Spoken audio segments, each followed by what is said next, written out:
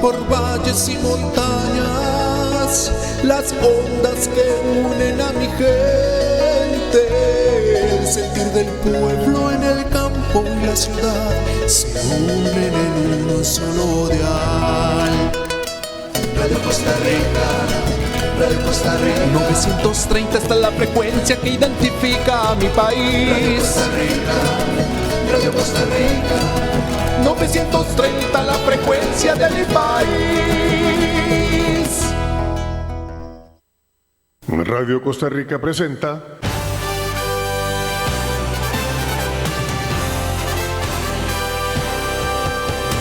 Panorama Político, en el punto exacto de la realidad nacional. Bienvenidos.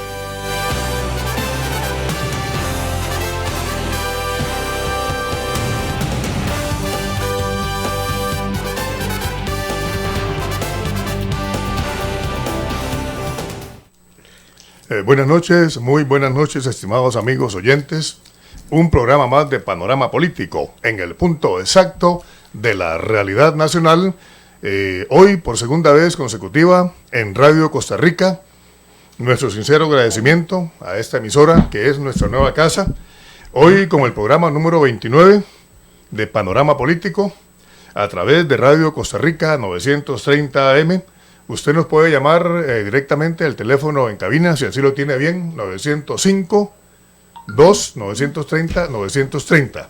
Y también nos puede escribir al teléfono de WhatsApp 7204-9089 o al correo electrónico panoramapoliticocr@gmail.com. Hoy con un programa muy interesante y con una invitada muy especial. Hoy tenemos la muy grata presencia de la doctora María del Rosario Ramírez Azofeifa, con quien vamos a tratar un tema muy interesante, un tema muy de actualidad en nuestro país, cuál es el asesinato de mujeres en Costa Rica y en términos generales la violencia terrible que afecta a la ciudadanía costarricense. Pero antes quisiera manifestar mi opinión editorial del programa Panorama Político. Dice así: el asesinato de mujeres en Costa Rica. En los últimos años se ha producido una transformación radical de Costa Rica. Nuestra patria ya no es la de antes, una sociedad de gentes buenas y humildes, de labriegos sencillos, de hombres y de mujeres honrados y trabajadores. Podríamos decir, sin temor a equivocarnos, que los nacidos en la década de los años 50 del siglo pasado somos los últimos costarricenses herederos de esa Costa Rica buena y campesina y solidaria. Cuando es asesinada una mujer a manos de su esposo, compañero sentimental, novio o amante, nos duele a todos los seres humanos conscientes del valor de la vida. Nos duele tanto a mujeres como a hombres. Los hombres somos hijos de mujeres. Tenemos hermanas, esposas e hijas. No es cierto que todos los hombres seamos agresores de las mujeres por el solo hecho de ser varones. Este grave problema no se va a solucionar con más represión. Está más que demostrado que las políticas seguidas hasta hoy para erradicar la violencia contra las mujeres han sido infructuosas. Para muestra, un botón. La solución debe buscarse desde la educación. No se debe seguir echando más leña a la hoguera. Educad a los niños y no tendréis que castigar a los hombres. Así las cosas, podemos concluir fácilmente que la violencia contra las mujeres es un problema político y como sociedad debemos resolverlo con más y mejor educación. Este ha sido el editorial de hoy, sábado 19 de noviembre de 2019, de Panorama Político, en el punto exacto de la realidad nacional. Muchas gracias. Doctora, doña María del Rosario Ramírez Azofeifa, licenciada, doctora en Derecho Penal, nos honra hoy usted con su muy grata presencia. Bienvenida a Panorama Político. Diego Manuel, buenas tardes. Un programa más de Panorama Político, pero primero vamos a darle la palabra a la doctora. Adelante, doctora. Muchas gracias. Bueno, un placer estar aquí y efectivamente es una situación muy interesante la que vamos aquí a tratar de analizar. un gusto estar entre caballeros tan educados. Y a usted que lo Muchas conozco, gracias. incluso lo conocí como estudiante. Estudiante suyo, Qué Diego. placer, ¿verdad? Qué placer. Gracias, profesor. Era buen alumno, malo. Que los alumnos lleguen a ser así personas tan de bien, personas tan educadas y sobre todo personas que se interesen por situaciones tan difíciles como la que vamos a tratar en esta tarde-noche. ¿Cómo no? Y a usted, por supuesto, como el director del programa, Muchas gracias. pues muchísimas gracias. Yo siempre lo repito en todos los programas que participo, bendita patria que nos permite con tanta libertad, por supuesto con mucho respeto por todos, hablar tranquilamente sin que a la salida nos esté esperando la policía por nuestros pensamientos. Correcto. Eso a mí me produce una alegría increíble porque después de la vida, la libertad. Eso es un hecho, ¿verdad? ¿Cómo no? Muchas gracias, Diego. Un placer. Una profesora de la categoría de doña Rosario. Me es un honor para mí que esté aquí en este programa, y tengo que escucharle como siempre. Voy a escucharle, ¿verdad?, toda su sabiduría que tiene que aportar el día de hoy, ¿verdad?, para nuestros radios escucha, para mi persona, que siempre estoy anuente a su sabiduría, escucharla, ¿verdad? Muchas gracias, profesora. Muchas gracias, pero usted exagera un poco. No. Totalmente de acuerdo con las palabras de Diego Manuel y las hago mías, doctora. Le agradezco muchísimo su grata presencia acá en el programa, enaltece nuestro programa, le imprime calidad con una persona de su estatura intelectual. Yo sinceramente concuerdo con lo que usted dice. Hay mucha gente que clama de que por qué en Costa Rica no ocurre lo mismo que está ocurriendo en Chile, por ejemplo, o en Ecuador, etcétera. Los chicos somos diferentes, doña Rosario. Este es un país bendito. Y bien lo dijo usted, aquí hablamos, criticamos. Yo soy un gran crítico del gobierno, pero aquí no tenemos ningún temor de que a la hora de que termine el programa nos esté esperando la policía para Terrible. meternos presos. Nada que ver. Nada que ver. Sí, eso es una realidad que hay que guardarla, que hay que valorarla en su justa dimensión y que hay que promoverla. Yo creo que estos programas le llevan mucha luz a muchas cuestiones, ¿verdad? Pero también hay que fomentar que la tertulia, porque a mí me encanta la tertulia y yo lo veo esto como un conversatorio, como una manera de intercambiar opiniones, de llevarse también en los pueblos. Y sobre ese particular me parece que, aunque no es el tema central de hoy, sí lo quiero indicar, los partidos políticos deberían retomar esas actividades de antaño para que los grupos, ahora que estábamos en campaña política municipal, conversen, analicen los problemas del pueblo, se interesen por las cuestiones, los chiquillos participen activamente, porque la gente como que no tiene interés, pero es que los mayores no los motivamos, naturalmente que todo en la vida requiere cierta motivación, ¿verdad? Vamos a dar una conversación hoy, vamos a analizar este planteamiento de este o de aquel partido. Yo creo que lo que menos interesa es de qué color sea, lo más importante es que se analice. Así es. Y tenemos que superar esta situación tan trágica en la que hemos caído, de que la política es para cierta gente que quiere, sepa Dios qué cosas. No, eso no debe ser así, porque esa forma de ver la actividad política nos lleva a que la democracia sea cada día menos democrática, y de lo que necesitamos es que la democracia sea cada día más democrática, y precisamente la tertulia, el conversatorio, el intercambio de opiniones, el respeto por las ideas ajenas es lo que permite ir avanzando en la búsqueda de soluciones, y a mí me parece que eso se echa de menos actualmente. Sobre ese particular, no solo los partidos, las mismas iglesias, las agrupaciones, las asociaciones de desarrollo, yo no sé por qué hemos caído como en una inercia de que no se nos ocurre cosas, y hay que fomentar que se nos ocurran ideas. Tenemos que apagar un poquito esta cosa de las redes sociales, estas cosas de las tablets, de las computadoras, los ordenadores, para darle pie a algo tan valioso como es la palabra, para que estudiemos textos, también se pueden estudiar en la misma computadora, para que analicemos, para que veamos ideas, para que propongamos situaciones a mejorar. Todo eso se logra precisamente gracias a que hay un mundo mayor que se llama democracia, que nos permite hablar con tranquilidad, con mucho respeto, sin que haya miedo de que nos ataje la policía luego de que estemos hablando. Si vemos el mundo de hoy es monstruoso, pero monstruoso ver lo que está pasando, por ejemplo, en Chile. Cómo la gente ha llegado y lleva tanto odio, tanta cosa terrible no resuelta en sí. Cómo gente joven, ayer veía yo que quemaban la universidad, una universidad. ¿Cómo es posible que quememos una universidad? ¿Qué se logra con quemar los libros? ¿Qué se logra con quemar una institución? Y yo recordaba un poco, bueno, yo estudié también filosofía y recuerdo las historias de la filosofía y la historia de la humanidad cuando se quemó la biblioteca de Alejandría.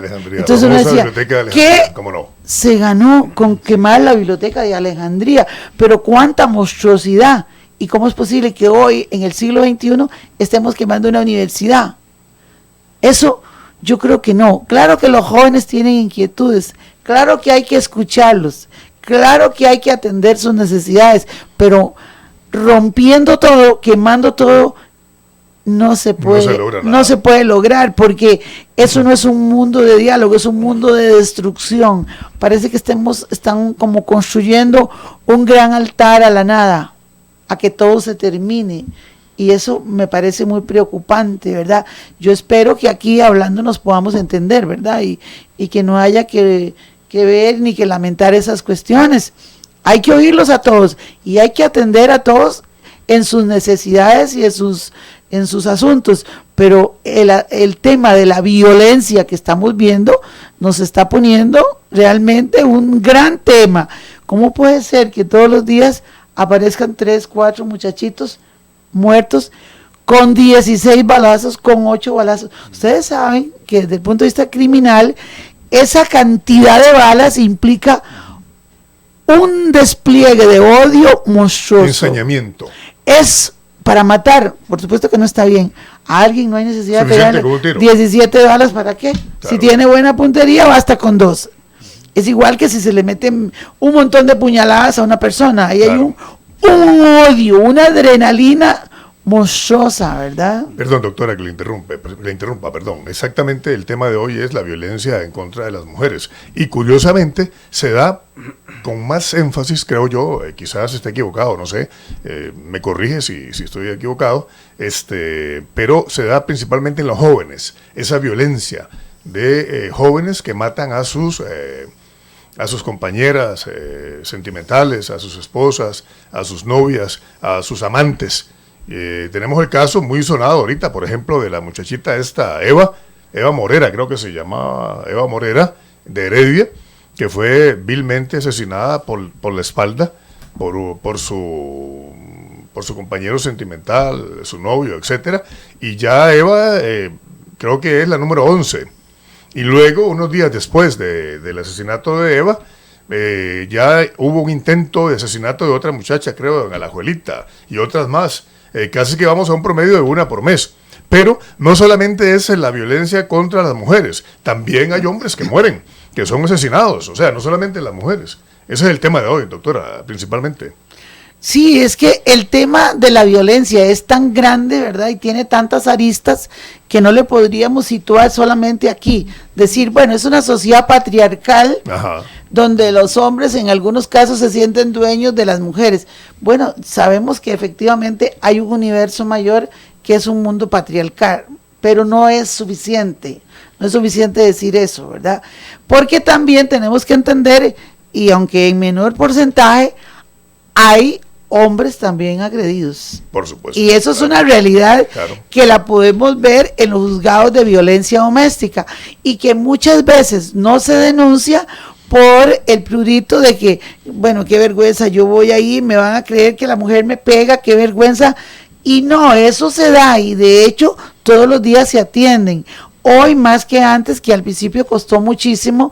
Yo cuento muchas anécdotas, como litigante que soy, tengo como un cuaderno así de anécdotas, ¿verdad? De aquella vez que llevé yo a un señor que era muy agredido y que tardamos 2 horas, porque cada vez que el señor comenzaba a declarar y entraba alguien, el señor se callaba. Del miedo a que se enteraran, bueno, no había como un lugar, un recinto de privacidad. Entonces, él prefería callarse a que los demás se enterasen de que él era un agredido doméstico. A mí me preocupa algo. Sí, señor. Es que la generación, profesora, Licenciada, perdón. Dígame, Rosario. Doctora, mejor doctora. A mí me preocupa mucho que hay una generación que sobresale con esos incidentes de homicidios, ¿verdad? Como es de 20 a 30, 40 años, ahí anda esa generación, ¿verdad? Que yo no sé, usted rara vez ve un homicidio con una persona adulto mayor, o decir algo así por el estilo de 50, 60, o sea, es rara vez que vos así como vos y yo, Diego Manuel. Bueno, vos no. Bueno, como vos, ¿verdad? Como vos, ¿verdad? Correcto, más de 60, más de 60. Sí, eso no es cana, ya eso es ¿Y las canas tuyas qué? Ya es natural. Ya. Es natural lo que es. Nosotros no somos mayores, dice alguien por ahí, somos personas muy interesantes. Correcto. Esa parte que a mí me preocupa mucho, licenciada, que digamos, hay una generación, igual lo he dicho en varias oportunidades en los programas, lo hemos tocado aquí los temas, que no participa en política tampoco, o sea, no participa en la situación socioeconómica. Y están enojados como con todo. Sí, y están enojados como con todo y no participan en nada. Entonces uno no sabe, o sea, yo siento que ahí falta algo.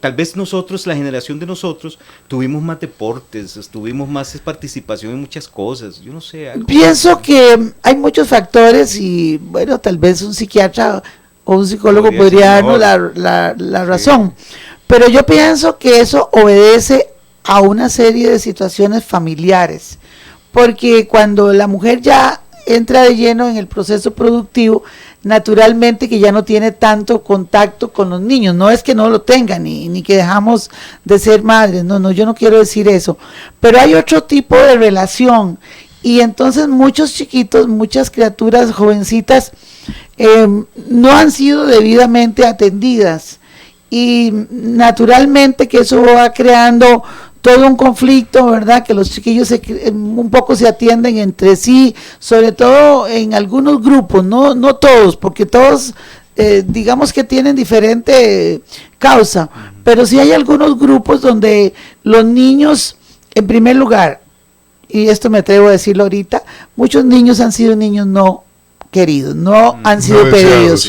Los niños no deseados, lamentablemente, dentro de mi experiencia personal, como madre y como vecina y como tía y como abuela y que yo soy de una familia muy numerosa, yo he notado que hay cierta situación cuando no se atiende debidamente a los niños. Como que arrastran un resentimiento, podría decirse. Arrastran como un dolor, como claro, una situación muy difícil que no se va a llenar luego.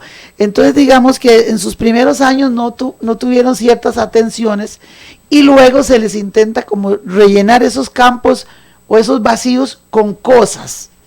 Y es que el amor no se puede rellenar con cosas, solo se puede rellenar con amor, claro, ¿verdad? Sí.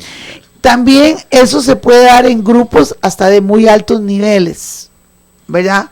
De muy altísimos niveles. Y yo tengo experiencias, por ejemplo, de estudiantes de universidades que no son ni pobres ni cosas por el estilo, donde le contaban a uno historias muy tristes. Yo me recuerdo de una pareja de estudiantes que los padres eran diplomáticos de carrera, ellos vivían solitos en un lugar en San José, y cuando el padre vino a pedir cuentas a la universidad, el muchacho iba muy mal, y él me dijo: profesora, ayúdeme, póngame una nota de 8 por lo menos, y yo le prometo que yo sigo estudiando, porque mi papá me saca y me mata si yo no estudio. Entonces no es que esté extrapolando de esos dos casos a muchos, pero fueron muchos los casos. Entonces también se da, por supuesto, que en los grupos más vulnerables todavía peor, más énfasis, porque los niños, la niña mayor cuida a los hermanitos. Sí. Entonces ahí tenemos las historias de los quemados en los anillos de poblaciones muy vulnerables, que todos están ahí en una sola habitación, la hermanita hace la comida, los niños juegan con los fósforos, aquello es terrible, y entonces ahí tenemos situaciones muy difíciles. Todo esto va acumulando una gran cantidad de resentimientos, y el modelo económico como tal es muy cruel, porque nos explaya en las pantallas esto, aquello, obtenga sus tarjetas de crédito, todas las que usted quiera. El consumismo exacerbado. Compre todas las pantallas gigantes, se lo damos, imprima, lléveselo, comience a pagar el año 3,000, etcétera, etcétera. Y va creando una mente colectiva de consumo exacerbado que las personas jóvenes van creyendo que aquello lo van a obtener. Entonces, qué sé yo, se gradúa el muchachito, vamos a suponer que de colegio, de universidad, y comienza a darse cuenta que aunque sea licenciado no es cierto que aquello le sonríe. Claro. Pero la sociedad como un todo le exige tener carro. ¿Cómo hacemos? Y un carro del año, ojalá. Le exige tener un apartamento. Le exige una gran cantidad de cosas. Entonces va creando una gran frustración. Y aunque tenga comida, que es lo más elemental de la vida, aquellas cosas las ve como muy inalcanzables. Pero hay que tenerlas. Por eso la sociedad costarricense está endeudada, absolutamente endeudada. Correcto. ¿Por qué? Porque no puede tener lo que la sociedad le exige. Es que es una cosa como cruel. Por un lado se lo exige, si no lo tiene, lo rechaza. Y si lo adquiere, entramos en una gran angustia de deudas. Todo eso es un mundo de total y absoluta agresión. Porque la sociedad como un todo está organizada de una forma muy agresiva. Y todo eso va creando en estas últimas generaciones un gran dolor por no tener aquello, por no tener lo otro. Primero no tenía el cariño, segundo logró llegar a cierto nivel, pero tampoco puede tener aquello. Entonces, de alguna manera, hay una acumulación de frustraciones y de resentimiento social. En la carretera usted ve a los choferes, todos, es como una competencia, como una guerra. Todo el mundo anda enojadísimo. Toda la gente está bravísima y todo es culpa del gobierno. Todo es culpa del gobierno. Absolutamente. Correcto. Dichosamente hay partido de Saprissa con aquel otro y por allá. Para que se suavice un poquito. Para que se suavice un poco la cosa. Claro. Pero realmente es... Y la CELE. Sí, bueno, pobrecito la CELE. Bueno, en todo caso, el asunto es, ya tomándolo en serio, de que hay una dosis de violencia tan terrible. Y si a eso le sumamos algo que es terrible, que es el uso de las drogas, ¿verdad? Ustedes saben que las drogas dañan el sistema nervioso, dañan el cerebro. Y todo el sistema límbico se deteriora, que es el que nos controla de que no nos pongamos violentos, malcriados, insolentes, los frenos inhibitorios del derecho penal. Los frenos inhibitorios. Entonces, ¿cómo no? Aquello es tan complicado y tan difícil de atender que hay que abordarlo desde el punto de vista político, sociológico, psiquiátrico, psicológico, ético, moral, religioso. Entonces la solución es muy complicada porque son muchas las cosas que están en juego. Perdón, año y medio, Eva fue atendida por el Eprodinamo, o sea, en Heredia. Sí, año señor. y medio. Sí, señor. Y pregunta. El caso lo conocían. Mi pregunta, bueno, sabemos muy bien, para que vayamos un poco situándolo, que la ley de violencia, para prevenir y erradicar la violencia doméstica, precisamente se promulgó con la finalidad de contribuir a eso, a erradicar la violencia. Pero eso es muy poquito, porque las medidas se otorgan, pero el juez no está vigilando a las parejas. Además de que la víctima no tiene prohibición de acercarse al victimario. Y aquí hay un juego muy extraño, porque si bien es cierto, al victimario se le prohíbe, a la víctima no. La víctima sí se puede acercar, es rarísimo, una situación extraña. Naturalmente que ahí hay que hacer una modificación legal. Porque si bien es cierto, no estamos autorizando a nadie que agreda a nadie, pero la pregunta obligada es, ¿por qué? Si la persona tiene medidas de protección, ¿por qué se acerca a la otra persona? Bueno, porque hay una gran cantidad de factores que así lo indican. Primero, muchas personas se acercan al victimario o a la victimaria por necesidad económica, que eso es muy entendible. Se acercan por lo más difícil, que es dependencia psicológica, porque entre el victimario y la víctima hay un engranaje muy difícil de romper. Se acercan porque no ha interiorizado la profundidad de las medidas, y muchas personas van al juzgado y después no se percatan que no se pueden devolver a decir, mire, yo quiero quitar esto. No, señor, no, señora.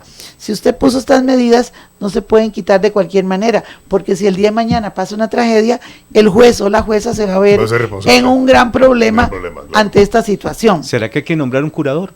Entonces, ante cada caso. Sería algo terrible. Digamos, un curador familiar, digamos, o sea, que se nombre en el momento, algo en una reforma, me refiero, profesor, o sea, en una reforma ahorita al concepto que no está bien, que hay algo que está mal, ¿verdad? O sea, que no está caminando bien. No es que esté mal, sino que es insuficiente. Yo creo que hay que darle un tratamiento mucho más cercano y una asistencia a las víctimas mucho más, digamos, mucho más interesantes. Yo voy a tomar un ejemplo, digamos, de la medicina. Cuando hay ciertos enfermos o ciertas especialidades en los hospitales, por ejemplo, de oncología o de enfermedades terminales, etcétera, hay todo un engranaje de enfermeras que dan una conferencia, de médicos que dan una asistencia, y hay como una situación ampliada donde se puede se retoman a las personas, a los pacientes que tienen estas enfermedades. Yo creo que en materia de violencia doméstica ya la Corte debería, y la ley, sobre todo primero la ley y después el resto, debería organizar ciertos grupos de terapia para que las personas puedan, de alguna manera, dirigidos por un psicólogo, por un psiquiatra, por una persona experta, un poco compartir aquella situación y tratar de solucionar el problema, porque si simplemente se ponen las medidas, la persona se va para su casa, eso no es suficiente. Ahora, me preocupa algo. Perdón, y además crea huérfanos, ¿sí? Porque la ley de violencia doméstica crea huérfanos. ¿Sí?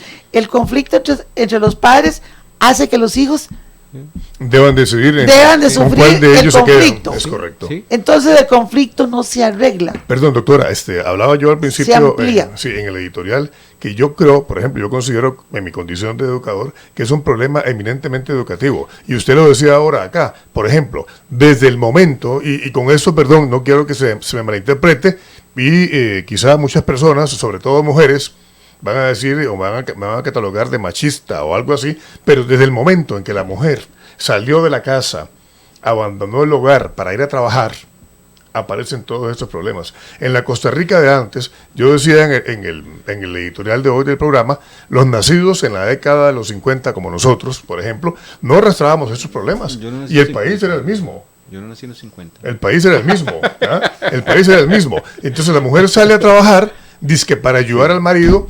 ¿Para qué? Para comprar y comprar y comprar más, para satisfacer ese consumismo exacerbado que la misma sociedad lo impulsa. Y yo voy a ser un poquito más incisivo acá. El INAMO, por ejemplo. Todas las políticas que ha impulsado el INAMO han sido infructuosas. No han venido a ayudar.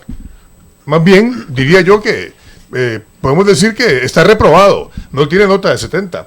Yo diría, y lo he escuchado de mucha gente, no son palabras mías, ¿por qué no se habla en Costa Rica de un instituto de la familia y no un instituto de las mujeres? Porque es que las mujeres por sí solas no son familia. Que yo sepa, una mujer no puede sola ella procrear, requiere de un hombre. ¿Por qué no se habla de, yo he escuchado, no son palabras mías, el Instituto Nacional de la Familia, no el Instituto de las Mujeres? ¿Cuántos ancianos son agredidos, hombres y mujeres, por sus hijos? Ahora, en este tiempo que estamos ya previo a la Navidad, los ancianos van, los hijos van y depositan a sus padres en los asilos y los dejan abandonados. En los hospitales, por ejemplo. Hay una tremenda desintegración familiar. Me imagino, doctora, que usted recordará, tal vez vos también, Diego, el COF, ¿cómo se llamaba? El COF era el Instituto Costarricense de Orientación Familiar, que tenía un lema muy bonito que decía, la familia que reza unida, permanece unida. Todo eso se perdió. O sea, aquí es un problema educativo de pérdida de valores. Y yo quiero tener el mejor celular ahorita a como dé lugar. Si tengo que matar, robar, lo que sea. Es cierto, lo que vos estás diciendo aquí, pues tiene su fondo, ¿verdad? En la situación. Sin embargo, entre el modernismo, todo lo demás, la mujer tiene que salir desenvolverse en una sociedad diferente, la tecnología, etcétera, ¿verdad? Que se ha venido dando, estamos de acuerdo. Pero aquí hay algo que realmente para mí tiene la culpa. La liberación de todo ese montón de golondrinas que hicieron en los tiempos pasados de Guillermo Solís. Para mí eso tiene que ver mucho. No. Toda esa gente. Bueno, de hecho el de Eva No. De hecho, el de Eva, el asesino de Eva, Ajá. salió de ahí, ¿verdad? O sea, No, venía mire, de ahí, estuvo el preso. asunto de Yo no los hubiera intentar, liberado, de profesor. intentar No los hubiera liberado. darle la responsabilidad a eso es totalmente equivocado, por lo siguiente. En primer lugar, la persona que está sometida a un proceso todavía no ha sido juzgada.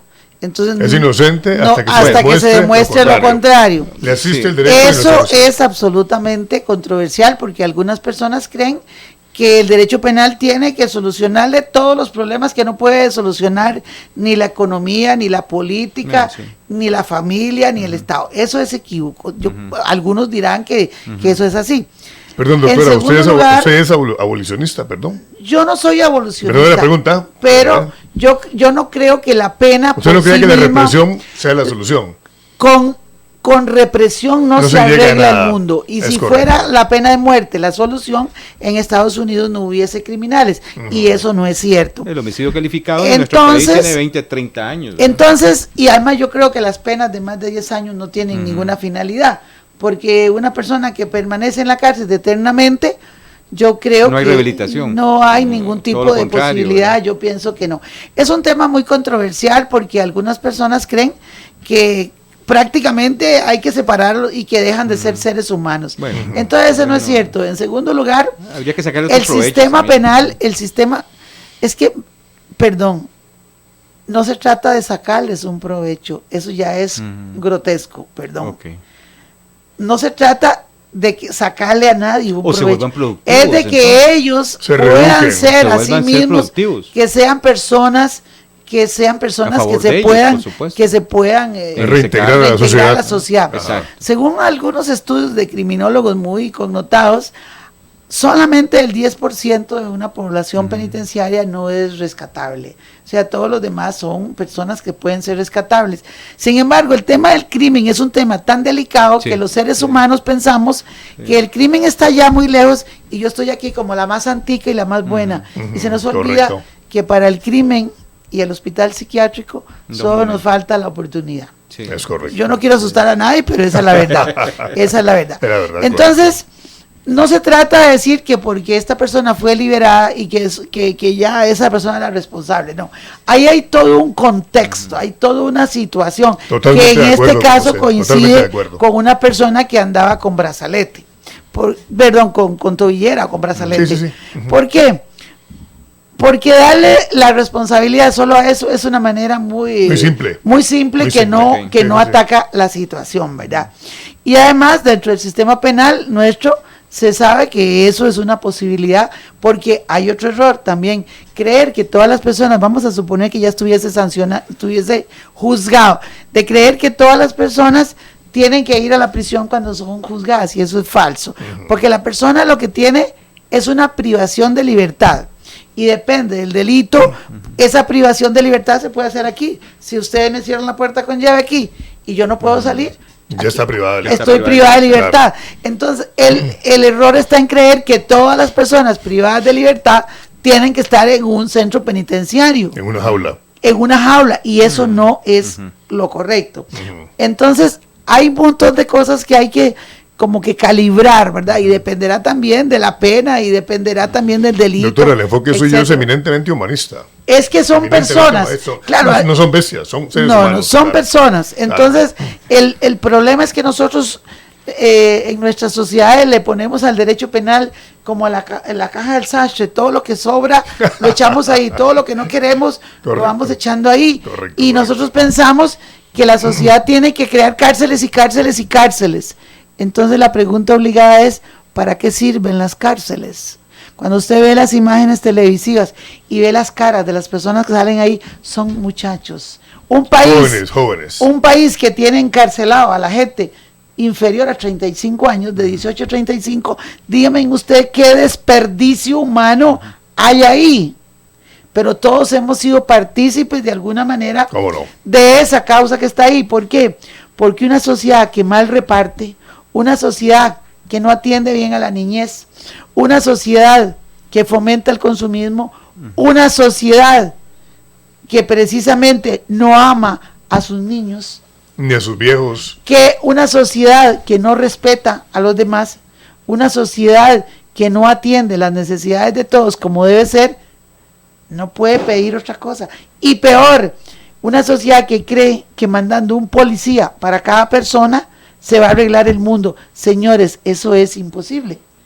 Eso es imposible. ¿Por qué? Porque el mal no está ahí, está en otra parte. Es un tema profundamente difícil. Podríamos decir, perdón, doctora, en criollo, Señor, que el frío no está en las cobijas. El frío no está en las cobijas. Necesariamente tenemos que... No es que todo pasado fue mejor, eso no es así, tal vez en algunas cosas sí, pero sí tenemos que saber que si nosotros no tenemos atención bien a las madres, a los padres, no educamos a la familia para que volvamos a los tiempos de que hay que apagar un poco aquellos asuntos electrónicos, ¿verdad? Claro. Para que seamos familia, para que podamos comer en esta mesa sin que cada persona esté como algunas parejas que llegan a la SOA y cada uno se dedica a poner mensajitos. Señores, en Europa, en Alemania, ya la dependencia de estos aparatos se ha declarado una epidemia y una enfermedad mental, porque es una adicción más. Es correcto. Es una adicción que no me permite ser yo, no me permite ser libre, no me permite estar yo en lo que debo estar, sino que estoy pendiente constantemente del teléfono. Hay personas que van al baño con el teléfono en la mano. Es correcto. Se suben al bus con el teléfono en la mano. ¿Cómo no? No pueden desapegarse de eso, porque en el fondo son totalmente presos de ese objeto. Esclavos se podría ¿Cómo decir. hacer para eliminar esa dependencia? Por supuesto que es importante, nos podemos comunicar más rápidamente, es más eficiente, pero eso es un instrumento. Yo no estoy para servir al instrumento. Yo no estoy para servir a ese objeto. Ese objeto es para que me sirva a mí. Así es. Entonces eso solo se obtiene totalmente con sus palabras, con educación. Doctora, perdón que la interrumpa, Diego. Podríamos decir que la sociedad, yo estoy de acuerdo con usted, la sociedad es la culpable. Todos somos culpables de lo que ocurre. Si somos parte del problema, también somos parte de la solución. Y en la educación está la raíz del problema. Yo citaba aquí, educad a los niños y no tendréis que castigar a los hombres, palabras de Sócrates, creo. Y una cosa muy importante, hay que educar con el ejemplo. No se trata de tener la faja doblada aquí, ni se trata de estar dando discursos, porque hay muchas personas que fueron pésimos alumnos desde el kinder hasta todos los niveles y le exigen al hijo que saque sus dieces. Es increíble. Y nunca se lee ni siquiera una hoja de periódico. Sí. ¿Cómo va una personita a aprender a que le guste la lectura si sus padres nunca se han leído y en su casa no hay ni una revista y nos siquiera? Exigieron ellos. Y ellos le exigen al niño que sea lo que él o ella no fue. Muy difícil. Muy difícil. Ahí hay mucha violencia. Por eso hablamos de violencia psicológica, de violencia pues física, porque los castigos no son solo la faja ni las crueldades esas de castigar físicamente, sino que hay castigo muy terrible. Hay gente que le hace castigos de privaciones de libertad a los chiquitos, que no les habla, de que les quitan hasta los amiguitos, pero no se sienta con ellos. Vamos a leer este cuento, vamos a leer este texto, vamos a leer este pasaje bíblico, los que son creyentes, vamos a vivir en familia. El problema nuestro es que mucha gente ya no vive en esa familia. Doctora, perdón, me decía una amiga que la hija de ella es enfermera y que salía por la mañana a trabajar y cuando salía los niños de ella estaban durmiendo. Y cuando regresaba, licenciada en enfermería, por cierto, estaban durmiendo. Sí. Y dice que los niños de ella querían más a la empleada. Y digo eso con mucho respeto porque siento un gran respeto por el pueblo nicaragüense. Pero es muy elemental, el amor se cultiva. Claro. Y una empleada nicaragüense dice que querían más a la empleada nicaragüense y hasta hablaban con acento nicaragüense. Los libres y que el domingo que la empleada nicaragüense no llegaba, pasaban desesperados. Y a ella no le interesaba hablar con ellos, a los niños. Y menos hacerle la comida. Nada, no. Y yo prefiero decir los huilas, los chiquillos o los carajillos y no los chicos. Como dicen ahora, chicos y chicas y esto y lo otro. Usted ha visto que eso es totalmente ajeno a nuestra cultura. Aquí nunca se hizo chico ni chica. Los carajillos, los huilas. Así hablábamos antes. A mí me gusta ser maicero, ser criollo. Es que nosotros somos terriblemente copiones. Nosotros todo lo copiamos. Chicos y chicas. Eso es una manera muy nacional, ¿verdad? La gente tiende a copiar todo Sí, lo sí, que claro, escucha todo de y afuera. todas las modas. Sí. Nosotros tenemos muy pocas raíces. Muy ¿verdad? poco amor propio, diríamos, doctora. Y bueno, en eso pues yo admiro profundamente a algunos, ¿verdad? Aunque pues cosas que no vienen al caso, pero cuando uno ve aquellas exaltaciones de las costumbres de México, se encuentran esta libreta, que yo no sé de quién era, vamos a suponer era el padre Hidalgo, mañana tiene un monumento y ahí hay un museo. Claro. Nosotros todo lo tiramos. A mí me encanta el folclore y yo practico esas cuestiones. Y yo digo, pero ¿cómo me voy a deshacer yo de estas cosas, de estas carretas, de estas cosas? Si esto yo lo amo profundamente. Claro. Entonces uno dice, pero ¿será que yo soy de otro mundo? ¿Será que esto está al revés? Pero la pregunta es, ¿por qué nosotros no nos hemos dedicado a enseñarle a nuestras gentes el amor por esos valores? Claro. Por esa conversación de la abuela, por esa comida de la abuela. Nosotros nos encanta todo express. Vean que aunque tengamos tiempo, la gente prefiere comer en un abrir y cerrar de cartones. Sí. Porque Picadillo. si tenemos tantísima verdura, yo voy a la feria y yo desearía que en mi casa haya montones de gente para seguir haciendo comida. Si tenemos una naturaleza tan bondadosa, si tenemos tantas cosas, de eso es lo que tenemos que formar parte. No solo ayudamos a los agricultores, naturalmente, claro, sino que consumimos lo que producimos. Y es salud, además. Y además es salud, porque es natural, no tiene precisamente, chorreado, no tiene preservantes. Sí. Sí. Nuestros niños están llenos de colesterol, todos gorditos, y no es un asunto genético, es un asunto de refrigeradora, Y de mala alimentación. Es un asunto de refrescos, es un asunto de excesos de azúcar. Nuestros chiquitos pequeños están con niveles de ácido úrico altísimo y de colesterol. Todo eso es violencia contra la niñez. Claro.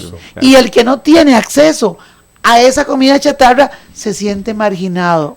¿Por qué?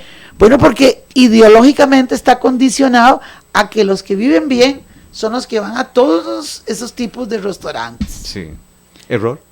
Por supuesto, pero todo eso lleva a buscar alternativas para buscar recursos. Entonces, ¿cuánta gente joven se pone en el narco? Claro. ¿Por qué? Porque no tiene una fuente de ingresos que le permita tener el último celular, porque es obligación. Claro, por supuesto. Y no nos hemos dado cuenta que es una locura ir al son de la tecnología. Nunca vamos a poder ir. Porque yo tengo pero en la tarde sale el que sigue. Sí. Entonces ya el que tengo resulta una antigüedad. Un terrible. ¿Y por qué yo me tengo que sentir mal por ir en un autobús? Sí. ¿Qué van a creer? ¿Que la doctora Rosario Ramírez Ofeifa es tan pobre que viene desde San Isidro Heredia en bus? Qué poco estatus. No, tiene que andar en una Nissan último modelo. Pero qué locura. Qué locura. Y yo en eso, y aquí le voy a mandar un saludo, sí, si me lo permite. Sí, señora, claro que sí. ¿Verdad? Mucho gusto, adelante. A José Joaquín Chávez Sivers, quien fuera nuestro embajador en Alemania. En Comentarista de Panorama. Claro. Don José Joaquín siempre en el bus, en la buseta de Heredia, en el bus, y dice, pero si aquí los servicios son muy eficientes. Y yo decía, don José Joaquín, usted y yo estamos totalmente perdidos en este mundo, completamente perdidos, porque totalmente fuera de época. Claro. Entonces, claro que hay que mejorar las líneas de autobuses y hacerlas más eficientes, más limpias y más confortables, pero nosotros, si queremos arreglar las presas, que es otro tema terrible, menos carros, tenemos que ser parte de la solución, no porque nosotros somos parte del problema y nuevamente el gobierno es el que tiene la culpa. Yo siempre he manifestado algo que dentro de lo que son los gobiernos, ¿verdad? Y cuando tuve la oportunidad del PAC, porque por ahí anduve, ¿verdad? O sea, eso no es una mentira, ¿verdad? No. Por ahí anduve, ¿verdad? La situación esta de que siempre decía yo, que por qué los empleados públicos que tienen menos tiempo para usar el vehículo durante todas sus horas laborales de 8 horas en un ministerio, dejan sus vehículos en sus casas. ¿Para qué lo van a ocupar ahí, ocupando espacio, el traslado de las presas en esa hora de la mañana, ¿verdad? Cuando pueden usar el autobús, o sea, usar transporte. Porque ese estatus y porque el parqueo no y se ahora lo cobran. El parqueo, ahora, licenciada, ahora hay otro problema. El parqueo público, donde se les autorizó a la institución para que el Colegio de Arquitectos aprobara todo el edificio del Registro Nacional, para ser más claro, el edificio del Registro Nacional, está abordado por todo lo que es funcionarios públicos. Ya ¿Y no para es público. quién es el parqueo? Se supone que para el Para el pueblo. Para el público, para el usuario, para los pacientes. Pero don Oscar y Arias dijo lo para las contrario, personas. les dio el favoritismo a todos los empleados públicos. Bueno, ahí es donde tenemos que darle la palabra a una institución muy importante que existe en el mundo y que en Costa Rica no es la excepción de que exista. La Defensoría de los Habitantes debe estar precisamente para que diga, señores, mire, este parqueo es público, no tiene por qué estar ocupado precisamente con otras personas que no son el público. Claro. Pero eso es un tema que a razón de temas podemos aquí amanecer y claro. nos llega la Navidad y nos hace falta todavía tiempo. Claro. Sí, volviendo al tema de fondo. La violencia. Es que realmente el tema de la violencia es muy fuerte y no se trata de echarle la responsabilidad a Juliano y a Mengano y a Prensejo, porque caeríamos en un subjetivismo puro. Es un problema, como decíamos al inicio, que debe ser abordado de una manera integral. Entonces, la familia tiene que tomar conciencia de que está obligada, si trae hijos al mundo, a atenderlos. Claro. Naturalmente, debería haber una especie de educación para la familia. Claro. Porque tener hijos no es una obligación de nadie. Lo que sí es una obligación es atenderlos debidamente. Bien educarlos. Eso sí es correcto. Claro. El Estado está para que coadyuve, pero la obligación es de los padres, naturalmente. También la familia... Capacitación para, perdón, licenciado. Debería haber escuelas para padres. Para ser buen padre, para ser un padre. Claro. Para ser un padre, y cuando Claro. ya lo es también para seguir Claro, siendo, para buen, seguir padre. siendo buen padre. Eso yo Está creo que interesante ya eso. debe Claro. haber Debería existir. Claro. escuela para padres. Claro. O caso contrario, si alguien no está dispuesto a eso, que no tenga hijos, entonces. No, entonces, ¿para qué va a tener hijos si no Claro. quiere atenderlos? Es que muchas veces tenemos hijos como un adorno. Cierto. Como una mascotita. Es parte Sí. de las Parte del exigencias. estatus, Del parte de lo estatus. que hay que cumplir. Es que ahora ¿qué le nació a un niño? Ay, qué lindo. Pida a la chiquita. Y si le sale otra chiquita, dice, ay, bueno, pero entonces pídase ahora el tercero. Bueno, ya ahora es 1.6 el promedio de hijos en Costa Rica. Menos Eso ha de tres. venido completamente aminorando. Pero hay una serie de moldes que hasta los hijos son parte del estatus. Es correcto. Y después cuando ya se tienen, hay que llevarlos a un establecimiento que cobre bien caro. Porque ahí el precio dice cuánto es la calidad, lo cual es falso. Y una ¿verdad? escuela privada bien cara. Totalmente también. Bien cara. Bien Pero cara. lamentablemente la escuela pública en los últimos tiempos pues ha venido bastante Ha venido menos, ha Y venido eso un poco de caída. hay que arreglarlo porque como decía Aristóteles, la enseñanza debe ser pública y no privada. Claro que Correcto. está bien que exista privada, pero mayoritariamente la gente debería ir a Pública. escuela pública. Claro. Entonces hay que ir como ascendiendo en la educación, familia, la escuela. La escuela hay que hablar de las virtudes. Claro. Ahora se dicen los valores. Ajá. El valor de la limpieza, el valor de decir la verdad, el valor del respeto por El los respeto. compañeros, el valor por la bondad, el desprendimiento, la solidaridad, tolerancia, la solidaridad, etcétera, etcétera. Todo eso se va a ir fomentando de manera que vamos a ir creando núcleos que pues converjan en una sociedad mejor, porque la sociedad no es mejor a partir de que el Estado lo decrete. Somos usted y yo y el compañero Somos los primeros. los que tenemos que contribuir iniciadores. para que aquello sea mejor. Claro. Yo no puedo esperar que la patria haga por mí. Pregúntese, como dijo el otro señor, Ajá. Claro. ¿qué hace usted Por todos su los patria. días por Claro. su patria? Claro. Correcto. Mínimo, no tire basura a la calle, Ajá. que es lo mínimo y lo elemental que una persona puede hacer. Entonces, Totalmente hay tanto de de acuerdo. qué hablar, por eso necesitamos las tertulias del pueblo, Claro, eso es bonito.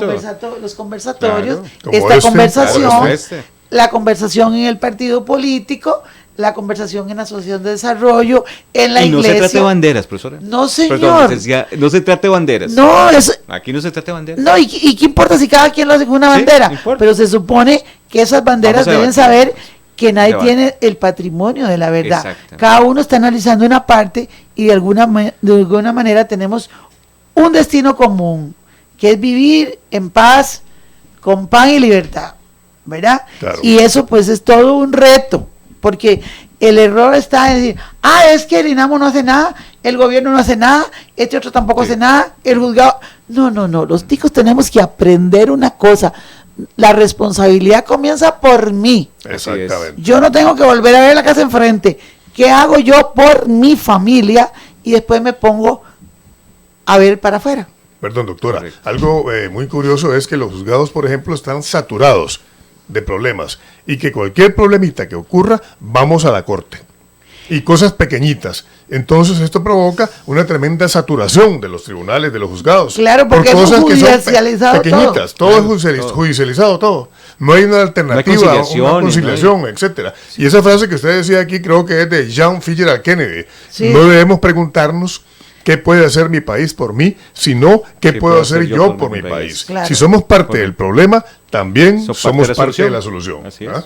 Necesariamente, porque digamos que es importante que tengamos fe en la corte, naturalmente, claro, y que dicha que todavía, pues, la gente, bueno, ahí lo que se decida se tendrá que respetar. No. Naturalmente que ese es el pilar fundamental de nuestra democracia y por eso tiene que ser cada día más eficiente, más transparente y debe ser de la mejor manera posible y ojalá que nunca se enturbie porque eso sería terrible. Claro. Como lo que se dice, se comenta, a mí no me consta, pero en Argentina y en aquí y en por allá, porque eso ya es algo muy complicado. Pero naturalmente que el primer eslabón es la familia para conversar, pero hay familias que ni siquiera se ven en toda la semana. Es muy difícil, tenemos que fomentar el diálogo, tenemos que fomentar el intercambio de las cuestiones y ya a la corte pues naturalmente que habrá que ir cuando pues ya no quede de otra.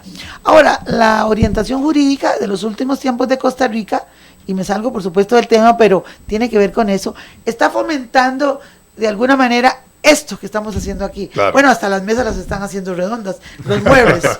A veces no caben un poco en el espacio, pero la idea es que la solución salga de las mismas personas involucradas en el conflicto. Correcto. Porque el juez puede dar una solución y la va a tener que dar porque es así. Pero las partes no van a quedar satisfechas. El que perdió, ni se diga cómo va a quedar, de enojado. Y el que ganó, tal vez lo que le dieron no era lo que esperaba. Entonces, en la mayoría de los procesos, por ejemplo, con la reforma laboral, con la reforma que hay ahora, o que estamos ya... de las huelgas. La reforma, no, perdón, todavía la de las huelgas no está. Con la reforma del Código Procesal Civil nuevo. Entonces, la primera situación es avenir a las partes, a ver si hay posibilidad de que nosotros los que estamos en un conflicto lleguemos a un arreglo que sea satisfactorio para ambos.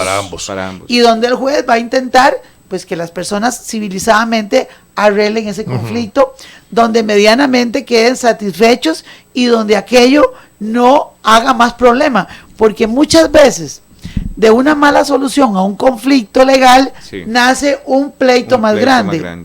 Por ejemplo, qué sé yo, una cosa que es muy conflictiva que son los sucesorios, las herencias son muy difíciles. Terribles. Los procesos ordinarios también, entonces la idea es que el juez trate hasta donde sea posible de que la gente converse. La etapa conciliatoria. De que la gente hable, porque normalmente los procesos han sido escritos, entonces son papeles que van, papeles que vienen, escritos que van, escritos que vienen, y la gente no, y la gente no se relaciona. Entonces de lo que se trata en los últimos tiempos que se impulsa es de hacer una satisfactoria forma de justicia, de arreglar los conflictos. Algo expedito, de una vez primero intentando que la justicia efectiva y realmente sea pronta y cumplida. Que sea, digamos, la justicia tiene que ir tranquila, digamos que con cierta velocidad, pero en forma totalmente, digamos, acorde al ordenamiento jurídico y al espíritu del legislador y por supuesto a la necesidad humana que tenemos todos de solucionar el conflicto. Perdón, doctora, ya estamos al filo del programa, se ha ido rapidísimo. No sé si y qué pena, porque yo no paro si usted no me para. No, ha sido muy interesante, muy enriquecedor, esa es la palabra, correcto, gracias. Un cierre, doctora, un cierre ya, porque estamos al filo del programa, al filo del programa, perdón. Bueno, les pido disculpas porque yo sé que yo no paro de hablar, ¿verdad? Ese es un problema que tengo yo desde que nací. Muy bueno. Muchas gracias por la oportunidad. A mí me encanta tratar de que todos aprendamos, de que todos tengamos comida, de que todos tengamos un techo. Y si todos fuésemos un poco menos egoístas, el mundo sería otra mejor, manera. Sí. A mí me parece que hemos venido a la vida para ser felices, no para estar agrediéndonos, golpeándonos, diciéndonos cosas terribles. Cuando dos personas efectivamente no pueden entenderse por lo que sea, podría ser que por separado sean divinísimas y corronguísimas. Lo mejor es civilizadamente tratar de arreglar ese conflicto, ¿verdad? Porque realmente la cárcel es muy dolorosa. A mí me duele muchísimo que haya muertos por violencia doméstica, pero también me duele que haya personas jóvenes que tengan que pasar la vida entera en un lugar tan terrible como es la cárcel. Y yo invito a todos a que seamos un poco más reflexivos, que seamos un poco más comedidos, que lo pensemos mejor, ¿verdad? Y a las personas que a veces se expresan de cierta manera de los reos, yo los invito para que la visiten y vayan un día y se enteren de lo que se trata, porque realmente es un mundo muy difícil. Muy difícil. Muchas gracias, Diego. Por mi lado, sin palabras, me dejó sin palabras, ha dicho todo. Muchísimas gracias nuevamente y gracias, profesora, por estar aquí presente, ¿verdad? Licenciada, ¿verdad, Ramírez? Agradecerle siempre eternamente sus palabras han sido muy gratas, definitivamente. Lo poquito que uno sabe o lo que tenga, decía mi papá, póngalo al servicio de la humanidad, que usted se lo va a llevar, y ahí en el cementerio no hace mucho. Correcto. Doctora, muchas gracias. De mi parte, un sincero agradecimiento. Pedirle, por favor, que esta no sea la primera ni la última, sino la primera de varias ocasiones que usted nos pueda honrar y nos pueda instruir con su gran saber y entender. Yo me identifico totalmente con su manera de pensar, porque yo también veo la ley, veo el derecho desde un punto de vista eminentemente humanista, valga de redundancia. Sí, es que detrás de todas las ciencias y las artes, lo más importante es el ser humano. Es el rostro humano. Y a ustedes, amigos, oyentes, radioescuchas y televidentes que nos miran a través de Radio Costa Rica, muchas gracias. Los invitamos para el próximo sábado 16 de noviembre a un programa más de Panorama Político, en el punto exacto de la realidad nacional. Muchas gracias y buenas noches. Radio Costa Rica presentó Panorama Político, en el punto exacto de la realidad nacional.